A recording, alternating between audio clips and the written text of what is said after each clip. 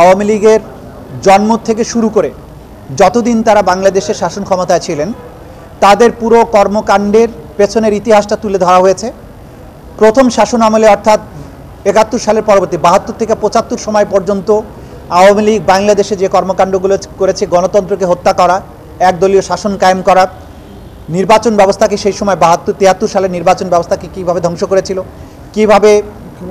৩০,০০০ জাসদ কর্মীকে রক্ষী বাহিনী গঠনের মাধ্যমে হত্যা করা হয়েছিল, সেই সময়ে মুজিব বাহিনী, রক্ষী বাহিনী কীভাবে একটা আতঙ্কে পরিণত হয়েছিল, এই ইতিহাস আমরা তুলে ধরেছি। দ্বিতীয় পর্যায়ে এসে ২০০৯ থেকে ২০২৪ পর্যন্ত সময়ে আওয়ামী লীগ কীভাবে ক্রমান্বয়ে একটার পর একটা রাষ্ট্রীয় প্রতিষ্ঠানকে ধ্বংস করেছে, বিচার ব্যবস্থাকে ধ্বংস করা, নির্বাচন ব্যবস্থাকে ধ্বংস করা, অর্থ ব্যবস্থাকে ধ্বংস করা, দুর্নীতিটাকে প্রাতিষ্ঠানিক রূপ দেয়া, গুম খুনকে একটা কালচারে পরিণত করা, মানুষের ভয়েসকে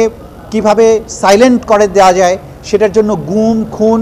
ডিজিটাল নিরাপত্তা আইনকে কিভাবে ব্যবহার করা হয়েছে, প্রতিরক্ষার দিক থেকে বাংলাদেশে ধ্বংস করার জন্য পিলখানা হত্যাকাণ্ডের মাধ্যমে সেনাবাহিনীর চৌকস অফিসারদেরকে হত্যা করা এবং প্রতিরক্ষা বাহিনীর মেরুদণ্ডকে ভেঙে দেয়া,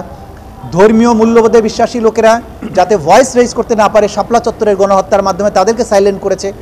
এইভাবে এই পেছনের পটভূমিকাটা তুলে আনা হয়েছে এই মামলাতে, কারণ এই মামলায় এই পটভূমিটা অসম্ভব রেলেভেন্ট এবং গুরুত্বপূর্ণ। এরপরে জুলাই আগস্টের পুরো পটভূমিটা তুলে ধরা হয়েছে, কিভাবে কোটা বিরোধী আন্দোলনটা শুরু হয়েছিল, কোটা বিরোধীর থেকে কিভাবে বৈষম্য বিরোধী আন্দোলনে এটা রূপান্তর ঘটলো এবং বৈষম্য বিরোধী আন্দোলনের উপরে সরকার কী ধরনের দমনপীড়ন চালিয়ে এই সিভিলিয়ান একটা পপুলেশনকে পারসিকিউশনের মাধ্যমে, মার্ডারের মাধ্যমে এবং অন্যান্য পদ্ধতিতে নির্যাতনের মাধ্যমে, আক্রমণের মাধ্যমে কিভাবে এটাকে একটা গণহত্যায় পরিণত করা হলো। জেনোসাইডের সংজ্ঞায় গণহত্যা না,